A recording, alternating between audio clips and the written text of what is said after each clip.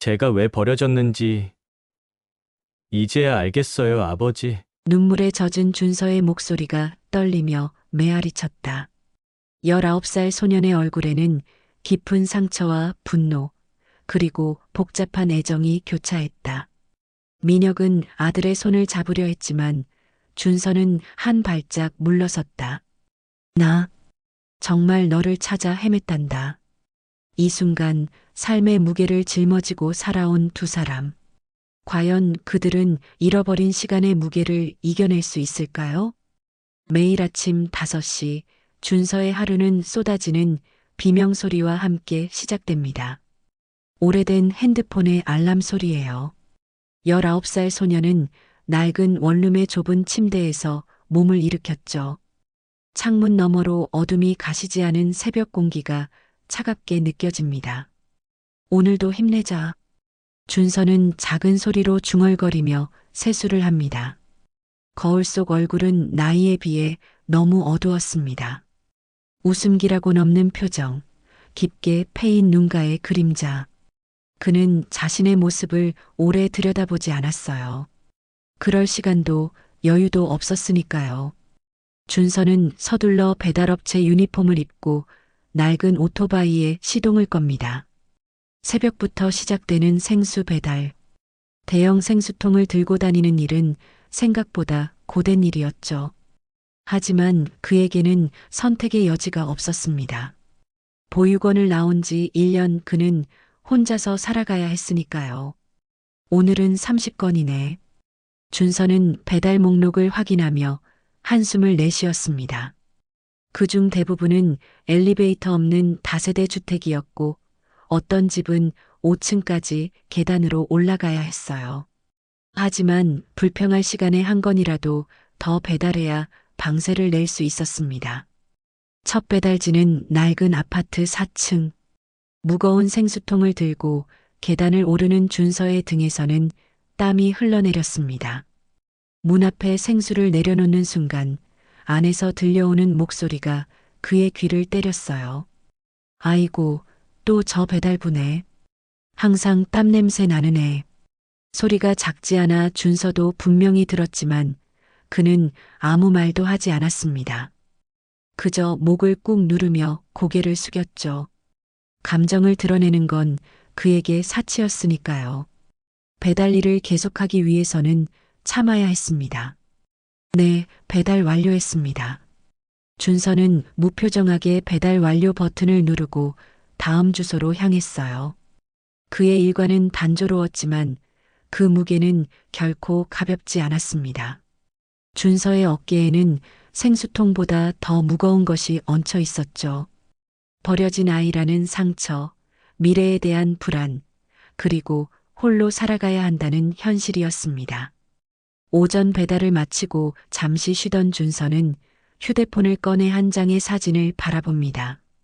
낡고 구겨진 사진 속에는 어린 시절의 준서와 흐릿한 남자의 모습이 담겨 있었어요. 보육원에서 유일하게 가지고 있던 물건이었죠. 오늘도 잘 지내시나요? 준서는 작은 소리로 중얼거렸습니다.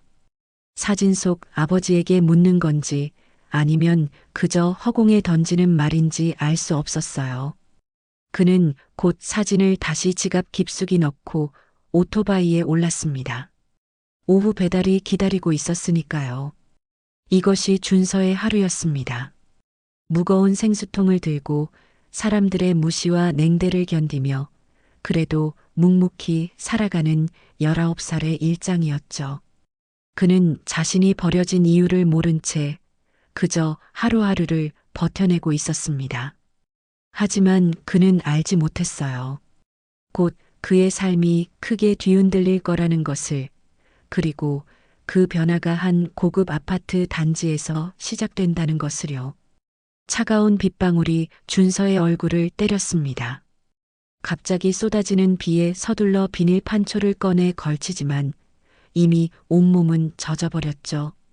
오늘따라 배달 건수는 많고 날씨는 최악이었습니다. 조심하세요. 지나가던 행인이 소리쳤지만 이미 늦었어요. 미끄러운 계단에서 균형을 잃은 준서는 생수통을 부여잡은 채 넘어졌습니다. 날카로운 통증이 오른팔을 관통했죠. 그는 고통에 이를 악물었어요. 괜찮으신가요? 근처에 있던 할머니가 다가와 물었습니다. 준서는 흙탕물에 젖은 유니폼을 털며 억지로 미소를 지었어요. 네, 괜찮습니다. 감사합니다. 하지만 팔에서 느껴지는 욱신거림은 결코 괜찮다고 할 수 없었습니다. 그럼에도 준서는 다시 생수통을 들었어요. 일을 포기할 수 없었으니까요. 배달을 마치고 돌아온 원룸. 준서는 젖은 옷을 벗고 팔을 살펴봤습니다. 시퍼렇게 멍이 들었고 손목을 움직일 때마다 통증이 느껴졌어요. 병원에 가야 하는 걸까 고민했지만 당장 약값도 부담스러웠습니다. 며칠만 참으면 괜찮아지겠지.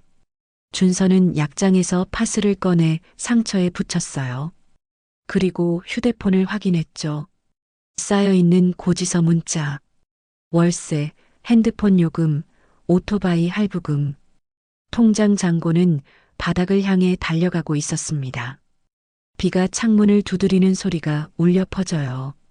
준서는 혼자 남겨진 방 안에서 오래된 라면을 끓였습니다. 다친 팔로 냄비를 들다가 뜨거운 물이 손등에 튀었지만 그는 소리 없이 참았어요. 울음이 터져 나올 것 같은 순간에도 눈물을 꾹 참았습니다. 울어봤자 달라지는 것은 없으니까요. 준서는 보육원 시절을 떠올렸습니다. 쌓여가는 나이만큼 희미해지는 입양의 희망. 18살이 되어 보육원을 나올 때 원장님이 해준 말이 아직도 귓가에 맴돌았어요. 세상은 내가 생각하는 것보다 훨씬 더 차갑단다. 그때는 그 말의 의미를 완전히 이해하지 못했지만 이제는 알 것 같았습니다. 하루하루 살아남기 위해 몸부림치는 동안 웃음은 사라지고 꿈은 희미해졌어요. 준서에게 남은 것은 오직 현실의 무게뿐이었죠. 다음 날 아침 준서는 더 심해진 통증에도 일어났습니다. 휴대폰을 보니 오늘의 첫 배달지는 강남의 고급 아파트 단지였어요. 그는 얼얼한 팔을 문지르며 옷을 입었습니다. 아픈 건 잠시, 가난은 평생이니까. 준서는 자신을 다독이며 오토바이에 올랐어요. 아직 어두운 새벽 거리를 달리는 동안 그는 자신의 미래에 대해 생각했습니다. 고등학교를 겨우 졸업했지만 대학에 갈 형편은 못 됐죠. 지금처럼 몸으로 벌어야 하는 일만 계속해야 할까? 10년 후, 20년 후의 자신은 어디에 있을까? 고급 아파트 단지에 도착한 준서는 경비실에 들러 출입증을 받았습니다. 경비원은 생수 배달부를 보는 차가운 시선으로 그를 훑어봤어요. 젊은 것이 고생이 많네. 동정 섞인 말에 준서는 그저 고개를 숙였습니다. 그는 엘리베이터를 타고 30층으로 올라갔어요. 최소한 여기는 계단을 오르지 않아도 된다는 사실에 안도했죠. 30층, 3001호. 인터폰을 누르자 기계적인 여성의 목소리가 들렸습니다. 네, 누구세요? 생수 배달 왔습니다. 문 앞에 놓고 가세요. 준서는 생수통을 내려놓고 배달 완료 사진을 찍었습니다. 무심코 올려다본 창문 너머로 누군가 그를 바라보고 있다는 느낌이 들었어요. 하지만 그것은 순간이었고 준서는 별 생각 없이 다음 배달을 위해 서둘러 발걸음을 옮겼습니다. 그는 알지 못했어요. 그 창문 너머에서 그를 지켜보던 사람이 그의 인생을 완전히 바꿔놓을 거라는 것을요. 그리고 그날, 그 비 오는 날의 넘어짐이 운명의 시작이었다는 것도 말이죠. 30층 창문 너머, 민혁은 그 작은 배달부의 뒷모습을 바라보고 있었습니다. 비에 젖은 어깨, 다친 듯 살짝 가려진 팔을 보며 민혁의 가슴 한편이 묘하게 저렸어요. 그는 60에 가까운 나이에도 여전히 카리스마 넘치는 기업인이었지만 오늘따라 왠지 모를 공허함이 그를 감쌌습니다. 누구십니까? 비서 정 실장이 조심스럽게 물었습니다.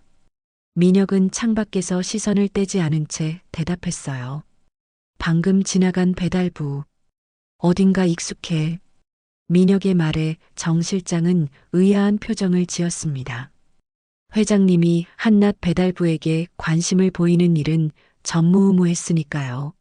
하지만 민혁의 눈에는 다른 무언가가 보였습니다. 15해 전 자신이 찾아 헤매던 아들 지우의 모습이. 정 실장, 그 배달업체 정보 좀 알아봐요.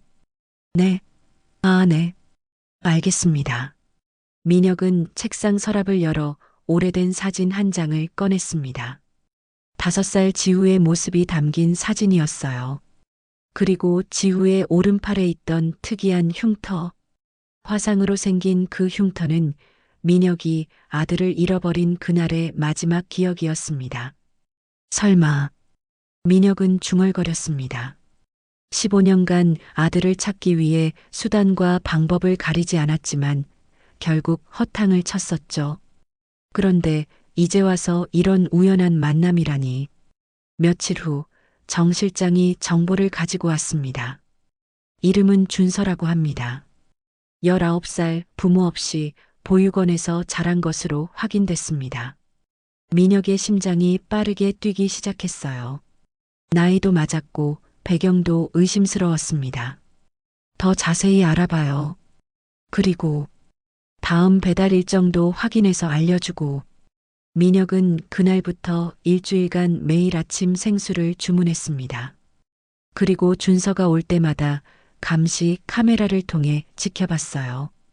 그 작은 몸짓, 걸음걸이, 심지어 눈썹을 찌푸리는 모습까지도 민혁에겐 낯설지 않았습니다. 이번에는 제가 직접 문을 열겠소. 열흘째 되는 날, 민혁은 인터폰 소리에 직접 문으로 향했습니다. 문을 열자 준서가 무표정한 얼굴로 서 있었어요. 생수 배달입니다. 준서는 민혁의 얼굴을 한번 흘깃 보고는 곧바로 고개를 숙였습니다. 하지만 그 짧은 순간 민혁은 아들의 눈을 봤다고 확신했어요. 들어와서 놓고 가게. 아니요, 괜찮습니다. 문 앞에 두면 돼요. 준서가 거절하자 민혁은 억지로 웃으며 대답했습니다. 요즘 허리가 안 좋아서 그러네. 안쪽 주방까지 좀 옮겨줄 수 있을까? 준서는 잠시 망설이다가 조심스럽게 안으로 들어왔어요. 민혁은 그의 움직임을 유심히 지켜봤습니다. 준서가 생수통을 주방까지 옮기는 동안 민혁은 그의 오른팔을 살폈어요. 팔을 걷었을 때 살짝 보이는 흉터. 그 흉터는 어떻게 생긴 거지? 준서는 놀란 듯 팔을 내렸습니다. 어릴 때 다친 거예요. 기억도 안 나요. 민혁은 숨을 깊게 들이마셨어요. 맞았습니다. 그 흉터는 5살 지우가 뜨거운 물에 데웠던 바로 그 흉터와 똑같았습니다. 혹시 내 부모님에 대해 기억나는 게 있니? 준서의 얼굴이 굳었습니다. 낯선 고객의 갑작스러운 질문에 경계심이 생겼어요. 죄송합니다만 개인적인 질문은 불편합니다. 다른 배달이 있어서 가봐야 해요. 준서는 서둘러 현관으로 향했습니다. 민혁은 그를 따라가며 마지막 질문을 던졌어요. 내 진짜 이름. 혹시 지우 아니니? 준서의 발걸음이 잠시 멈췄습니다. 그는 뒤돌아보지 않고 대답했어요. 전준서입니다. 다른 사람과 착각하시는 것 같네요. 문이 닫히고 민혁은 그 자리에 한참 동안 서 있었습니다. 이제 그는 확신했어요. 준서가 자신의 잃어버린 아들 지우라는 것을요. 하지만 어떻게 다가가야 할지, 어떻게 과거의 진실을 말해야 할지 막막했습니다. 15년.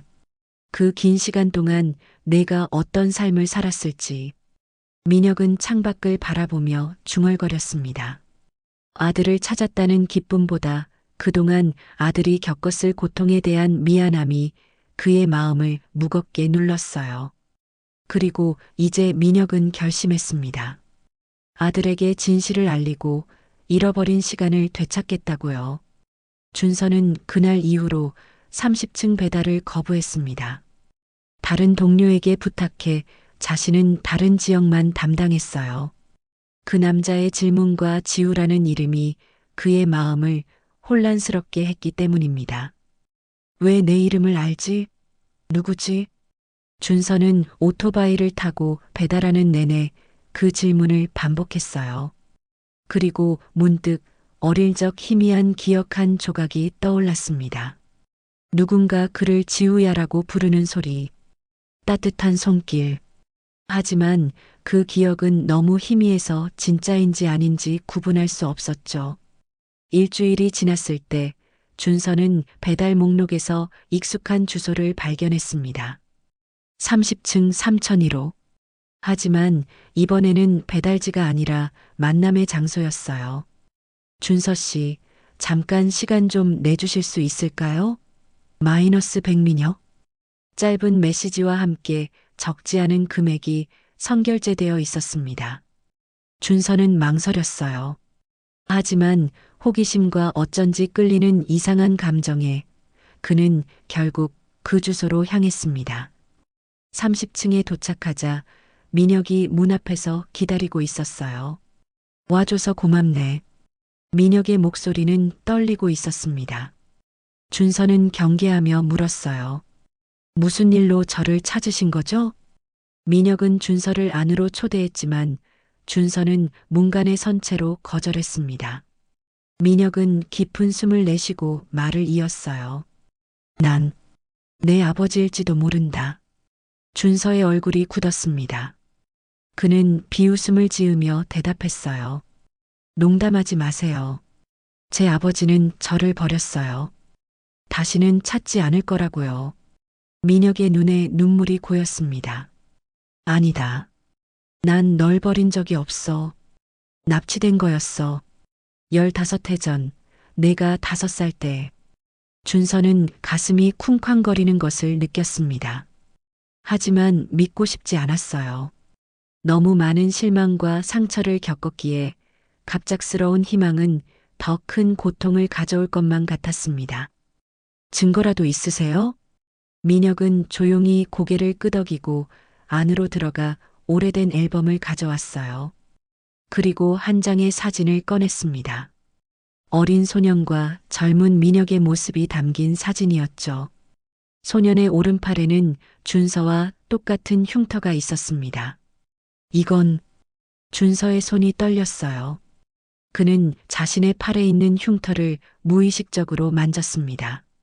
민혁은 이어서 말했죠. 내가 3살 때 뜨거운 물에 데어서 생긴 흉터야. 그리고 이건 민혁은 DNA 검사 결과지를 준서에게 내밀었어요. 준서는 의아했습니다. 어떻게 제 DNA를? 지난번 내가 마신 물병에서. 미안하지만 확신이 필요했어.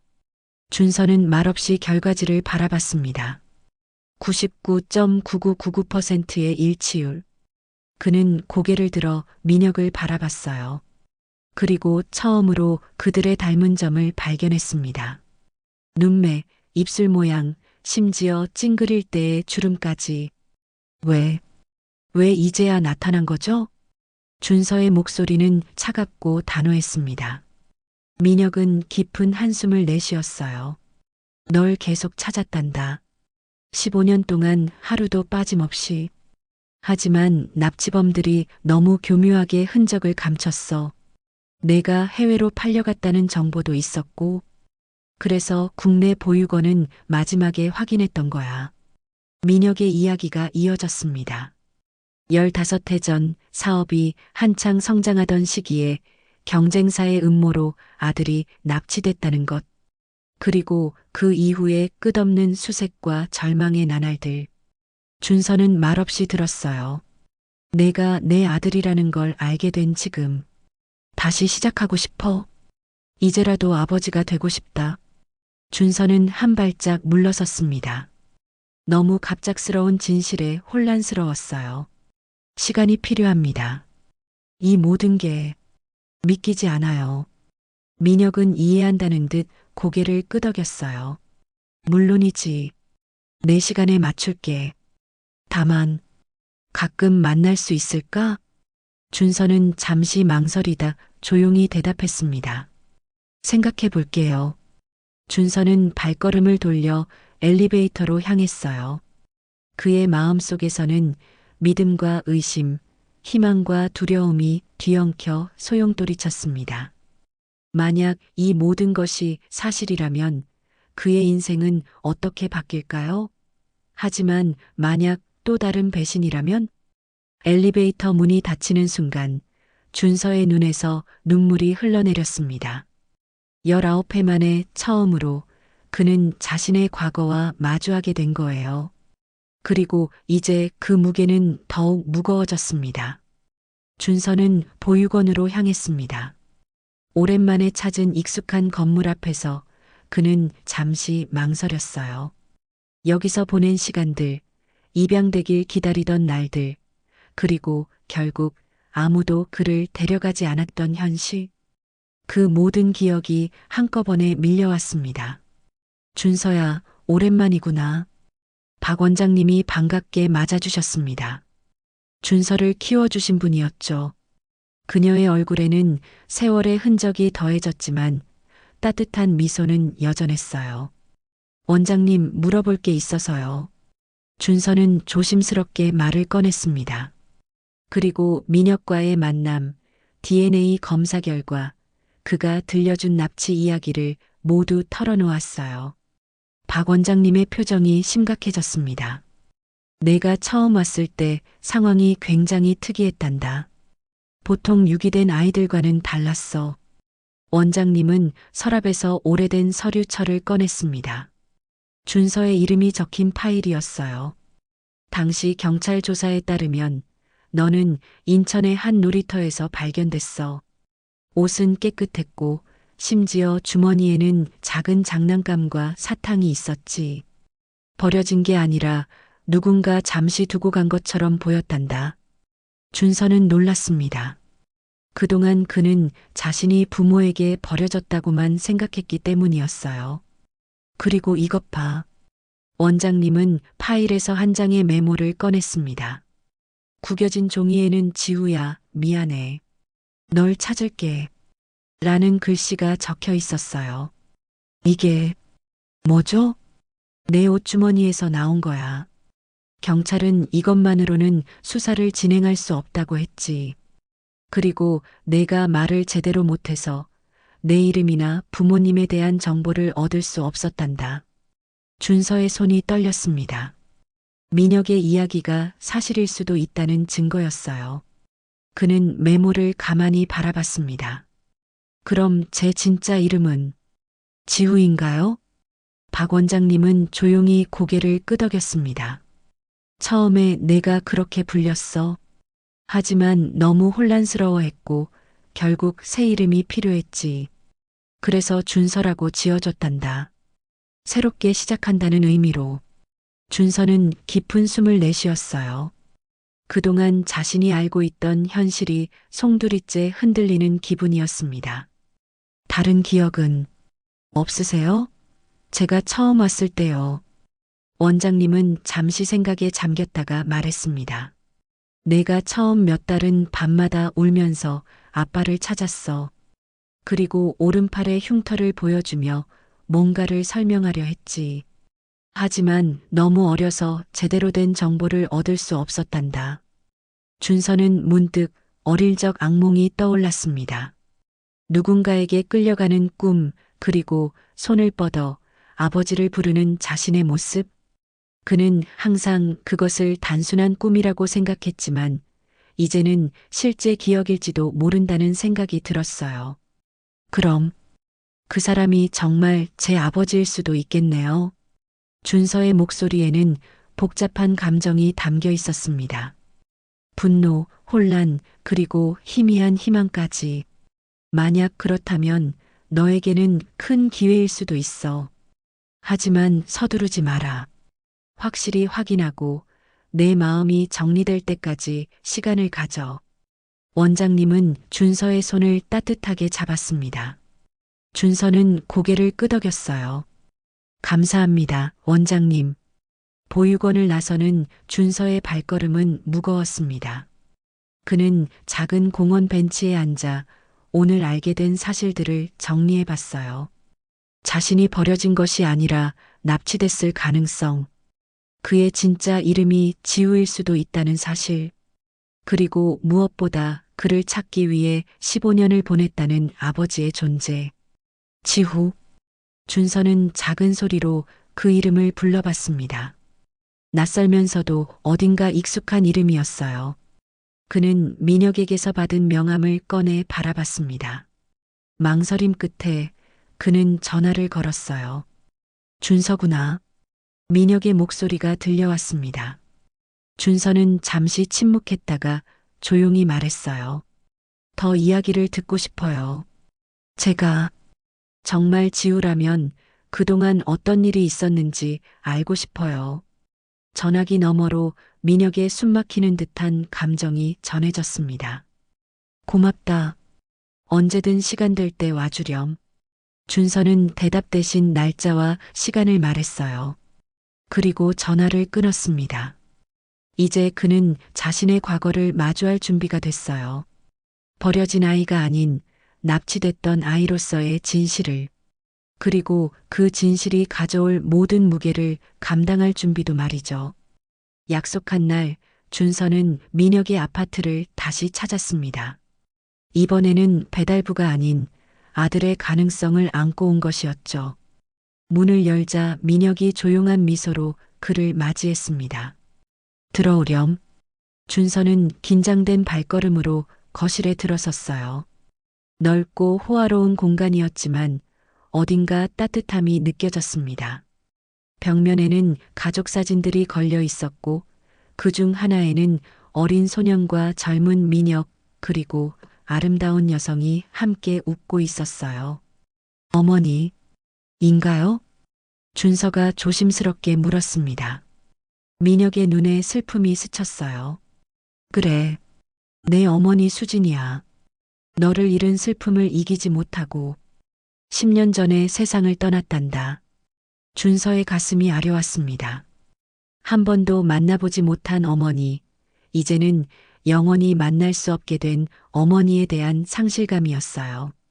앉았구나. 민혁은 준서를 소파로 안내했습니다.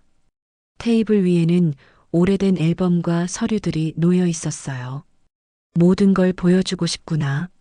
내가 태어난 날부터 납치되던 날까지, 그리고 그 이후 내가 널 찾기 위해 했던 모든 노력들까지. 준서는 조용히 앉아 민혁의 이야기를 들었습니다. 그가 어떻게 태어났는지, 어떤 아이였는지, 그리고 그 끔찍한 날에 대한 이야기를요. 내가 놀이터에 있었어. 내가 잠시 전화를 받는 사이에 그들이 너를 데려갔지. CCTV에는 검은 차가 놀이터 근처에 멈추고 남자 둘이 너를 데려가는 장면이 찍혔단다. 민혁의 목소리가 떨렸습니다. 준서는 그 순간의 공포와 절망이 아직도 민혁의 가슴에 남아있다는 것을 느낄 수 있었어요. 경찰은 사업상 경쟁자의 소행이라고 추정했지. 하지만 증거가 부족해서 결국 미제 사건으로 남았어. 준서는 어릴 적 기억의 조각들이 떠오르는 것을 느꼈습니다. 검은 차, 낯선 남자들, 그리고 눈물을 참으며 자신에게 조용히 하라고 말하던 목소리. 그는 무의식적으로 몸을 떨었어요. 기억나는 게 있니? 민혁이 조심스럽게 물었습니다. 준서는 천천히 고개를 끄덕였어요. 조금요. 하지만 확실하진 않아요. 꿈인지 진짜 기억인지. 민혁은 깊은 숨을 내쉬었습니다. 그리고 다음 이야기를 이어갔어요. 준서를 찾기 위해 전국의 보육원을 수소문했던 일, 해외까지 수사를 확대했던 과정, 그리고 매년 지후의 생일마다 기자회견을 열어 제보를 요청했던 일들. 여기 봐. 민혁은 오래된 신문 기사들을 보여주었습니다. 재벌 2세 납치 사건 미제로 백민혁 회장, 아들 찾기 10년째, 실종 아동 지우를 찾습니다. 준서는 그 많은 기사와 사진들을 보며 가슴이 조여왔어요. 저를 정말 그렇게 찾으셨군요. 준서의 목소리는 작았지만 그 안에는 커다란 감정이 담겨 있었습니다. 그동안 자신이 버려졌다고 믿었던 시간들, 아무도 자신을 원하지 않는다고 생각했던 순간들이 모두 오해였다는 사실에 그의 마음은 혼란스러웠어요. 단 하루도 포기한 적 없단다. 민혁의 진심 어린 목소리에 준서의 눈에 눈물이 고였습니다. 그는 급히 손등으로 눈물을 훔쳤어요. 그런데 왜 보육원에서는 저를 찾지 못했죠? 제가 거기 있었는데. 민혁은 씁쓸한 표정으로 설명했습니다. 처음에는 납치범들이 몸값을 요구할 거라 생각했어. 하지만 연락이 없었지. 그래서 해외 입양이나 불법 거래를 의심했단다. 국내 보육원은 솔직히 말하면 마지막에 확인했던 곳이었어. 준서는 고개를 끄덕였습니다. 그리고 자신이 보육원에 온 경위에 대해 말해 주었어요. 인천의 놀이터에서 발견된 일, 그리고 주머니에서 나온 메모에 대해서요. 그 메모, 내가 쓴 거였구나. 민혁의 눈에 눈물이 고였습니다. 그는 천천히 손을 뻗어 준서의 어깨에 올렸어요. 준서는 피하지 않았습니다. 내가 정말 내 아들 지우구나. 밖에서는 비가 내리기 시작했습니다. 창문을 타고 흘러내리는 빗방울처럼 준서의 마음속에도 여러 감정이 흘러내렸어요. 분노, 슬픔, 그리고 이상하게도 안도감까지. 그는 더 이상 버려진 아이가 아니었습니다. 그는 찾아진 아이였어요. 내가 왜 너한테 버려졌는지 이제야 알겠어요. 아버지. 준서의 목소리가 떨렸습니다. 처음으로 그는 민혁을 아버지라고 불렀어요. 민혁은 아들의 손을 잡았습니다. 나 정말 너를 찾아 헤맸단다. 두 사람의 눈에서 눈물이 흘러내렸습니다. 15년의 시간이 만들어낸 상처와 오해가 조금씩 녹아내리기 시작했어요. 그리고 그 사이로 새로운 시작의 가능성이 보이기 시작했습니다. 비가 그치고 밤이 깊어갔습니다. 민혁과 준서는 밤늦도록 이야기를 나눴어요. 15회의 공백을 메우기에는 턱없이 부족한 시간이었지만 그들은 조금씩 서로를 알아가기 시작했습니다. 앞으로 어떻게 하고 싶니? 민혁이 조심스럽게 물었습니다. 준서는 창밖을 바라보며 깊은 생각에 잠겼어요. 솔직히 모르겠어요. 너무 갑작스러워서. 준서의 목소리에는 혼란이 담겨 있었습니다. 그의 인생이 하루아침에 뒤바뀌었으니까요. 하루 전까지만 해도 그는 버려진 아이, 보육원 출신의 생수 배달부였습니다. 하지만 이제는 재벌가의 아들, 상속자. 이 모든 것이 현실감 없이 느껴졌어요. 서두를 필요 없어. 내 페이스에 맞춰가면 돼. 민혁은 이해한다는 표정으로 말했습니다. 그는 아들과의 재회에 너무 들떠 있었지만 준서에게 이 모든 상황이 얼마나 압도적일지 이해했어요. 다만 함께 살면 어떨까 생각해 봤단다. 이 집에서 우리 둘이. 준서는 고개를 들어 민혁을 바라봤습니다. 그의 제안은 유혹적이었어요. 더 이상 좁은 원룸에서 생활비를 걱정하며 살지 않아도 된다는 것. 하지만 동시에 두려움도 느꼈습니다. 지금까지의 제 삶을 부정하는 것 같아요. 준서는 솔직하게 말했습니다. 민혁은 그의 말을 이해한다는 듯 고개를 끄덕였어요. 내가 지금까지 살아온 삶이 너를 만들었어. 그건 부정할 수 없는 사실이지. 하지만 이제부터는 선택할 수 있어. 과거에 묶여 있을 필요가 없단다. 민혁의 말에 준서는 깊이 생각에 잠겼습니다. 그동안 그는 선택의 여지 없이 주어진 현실에 적응하며 살아왔어요. 하지만 이제는 달랐습니다. 그는 처음으로 자신의 미래를 직접 선택할 수 있게 된 거였죠. 시간이 필요해요. 생각할 시간이요. 민혁은 이해한다는 듯 미소를 지었습니다. 물론이지. 내 시간에 맞출게. 다만, 한 가지만 부탁해도 될까? 뭔데요? 가끔 나를 찾아와 주렴. 식사도 같이 하고, 이야기도 나누고, 천천히 서로를 알아가는 거지. 준서는 잠시 생각하다가 고개를 끄덕였습니다. 그것은 받아들일 수 있는 제안이었어요. 그럴게요. 아버지. 그 말에 민혁의 눈에 다시 눈물이 고였습니다. 아버지라는 단어가 그에게는 얼마나 소중한지 준서는 그때서야 이해했어요. 며칠 후 준서는 회사에 사직서를 제출했습니다. 더 이상 생수 배달을 하지 않기로 한 거예요. 하지만 그렇다고 민혁의 제안을 완전히 받아들인 것은 아니었습니다.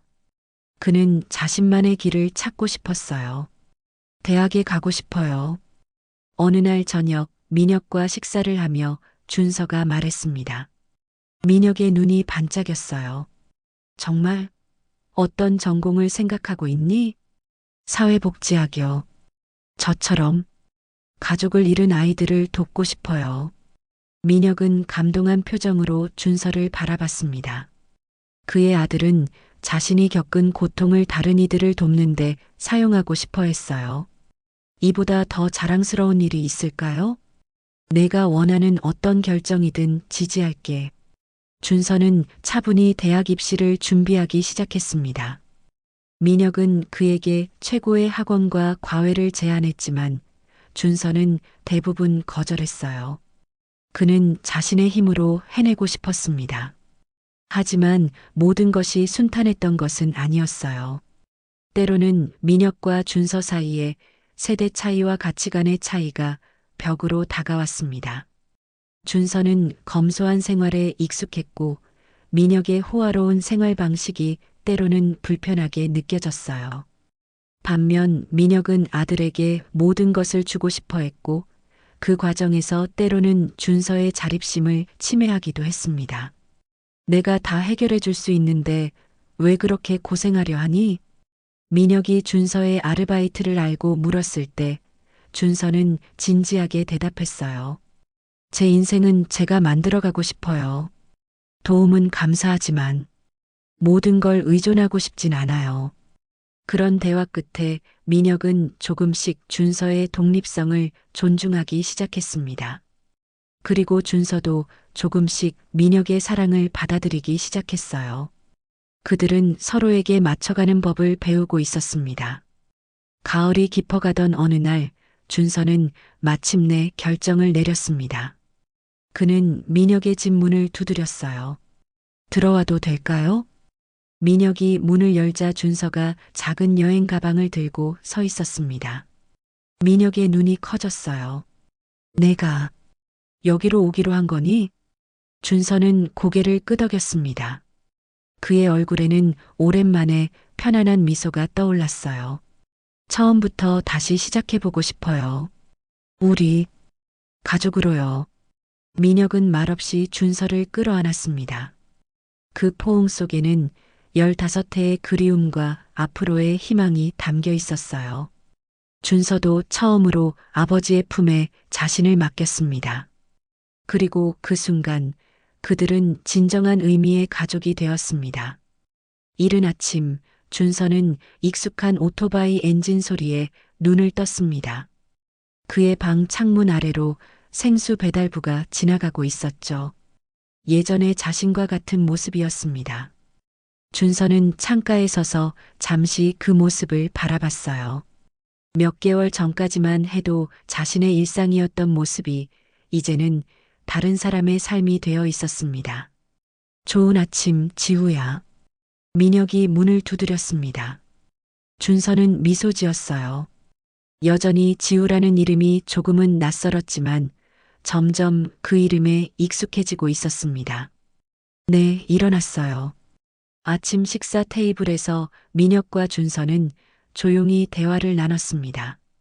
이제 그들은 가족이 되어 함께 살고 있었지만 아직도 서로를 완전히 알아가는 과정이었어요. 오늘 대학 원서 접수 마지막 날이지? 민혁이 물었습니다. 준서는 고개를 끄덕였어요.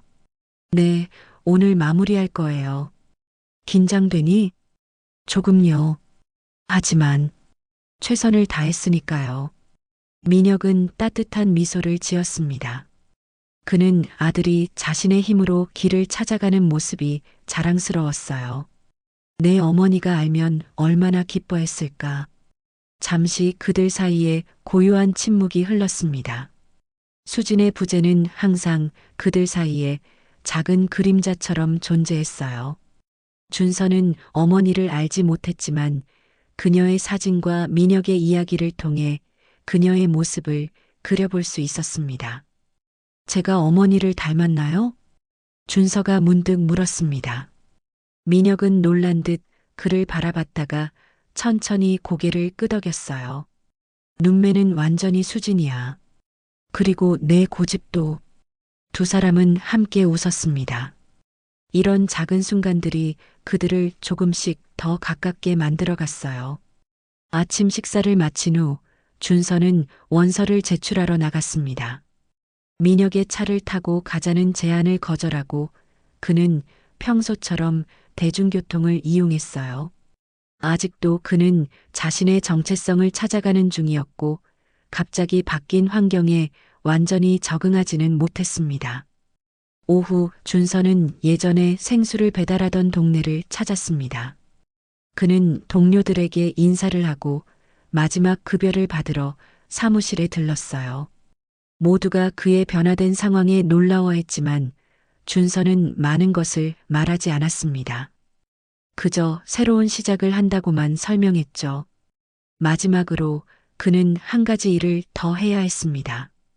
그동안 그가 배달하던 고객들 중 특별히 고마웠던 분들에게 감사 인사를 전하기로 한 거예요. 그 중에는 항상 그에게 따뜻한 물과 간식을 챙겨주던 노부부도 있었고 비 오는 날 우산을 빌려주셨던 할머니도 있었습니다. 마지막 목적지는 그가 가장 많이 배달했던 고층 아파트였어요. 준서는 엘리베이터를 타고 올라가며 지난 날들을 떠올렸습니다. 무거운 생수통을 들고 땀을 흘리며 올랐던 계단들, 때로는 무시당하고 때로는 감사 인사를 받았던 순간들이 스쳐 지나갔어요. 배달을 마치고 돌아오는 길 준서의 핸드폰이 울렸습니다. 민혁이었어요. 원서는 잘 제출했니? 네, 다 끝냈어요.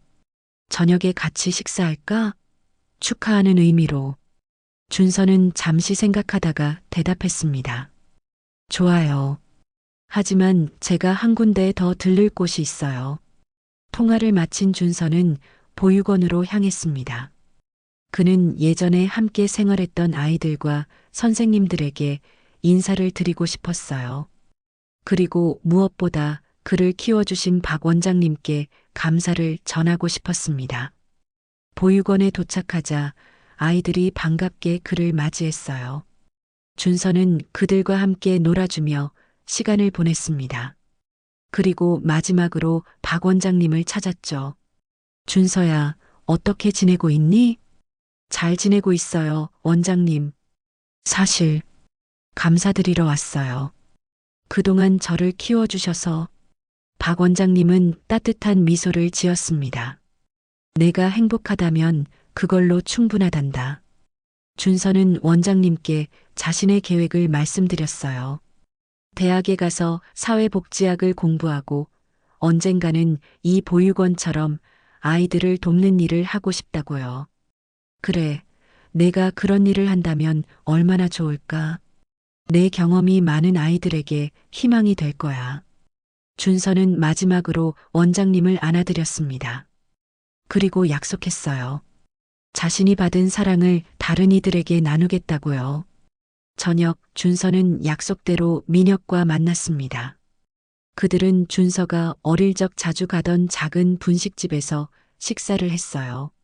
화려한 레스토랑이 아닌 소박한 장소였지만 그곳에서의 시간은 특별했습니다. 내일부터 생수 배달 시작하네요. 준서가 문득 말했습니다. 민혁은 의아한 표정을 지었어요. 무슨 소리니? 준서는 미소 지었습니다. 농담이에요. 하지만 진짜로 내일 아침 원래 제가 배달하던 곳에 가려고요. 마지막으로 한 번 더. 민혁은 이해한다는 듯 고개를 끄덕였어요. 함께 가도 될까? 준서는 잠시 생각하다가 고개를 끄덕였습니다. 다음 날 아침 준서와 민혁은 함께 생수 배달 트럭을 따라 걸었습니다. 준서는 여전히 무거운 생수통을 들고 있었지만 이번에는 민혁도 함께였어요. 아버지와 아들 두 사람은 나란히 걸으며 이야기를 나눴습니다. 그들이 지나는 길에 예전에 준서가 배달하던 집주인들이 놀란 표정으로 그들을 바라봤어요. 생수 배달부 옆에 서 있는 유명한 기업인의 모습이 의아했을 테니까요. 마지막 배달을 마치고 돌아오는 길, 준서는 문득 멈춰 섰습니다. 그의 손에는 여전히 무거운 생수통이 있었어요. 괜찮니? 너무 무거우면 내가 들어줄게. 민혁이 물었습니다. 준서는 고개를 저었어요. 아니에요. 이제는 그렇게 무겁지 않아요. 준서는 미소 지었습니다. 무거운 생수통은 여전히 그의 손에 있었지만 이젠 그 무게가 덜어졌어요. 더 이상 혼자가 아니었으니까요. 그리고 그의 앞에는 새로운 미래가 기다리고 있었습니다. 민혁은 아들의 어깨에 손을 올렸습니다. 그들은 함께 앞으로 걸어갔어요. 두 사람의 그림자가 아침 햇살 아래 길게 드리워졌습니다. 아버지와 아들, 마침내 다시 만난 두 사람의 새로운 여정이 시작되고 있었습니다. 여러분, 오늘 이야기 어떠셨나요? 버려진 줄만 알았던 아이와 잃어버린 아들을 찾아 헤맨 아버지의 감동적인 재회 이야기였습니다. 우리 삶에도 이런 무거운 순간들이 있지 않으신가요? 오해와 상처로 인해 잃어버린 관계, 그리고 진실이 드러났을 때의 벅찬 감동. 여러분의 경험이나 생각을 댓글로 남겨주시면 좋겠습니다. 이런 사연이나 비슷한 경험이 있으시다면 또는 이 이야기가 여러분께 어떤 의미로 다가왔는지 의견을 나눠주세요. 많은 분들에게 공유해 주시고 좋아요도 눌러주시면 저희에게 큰 힘이 됩니다. 감사합니다.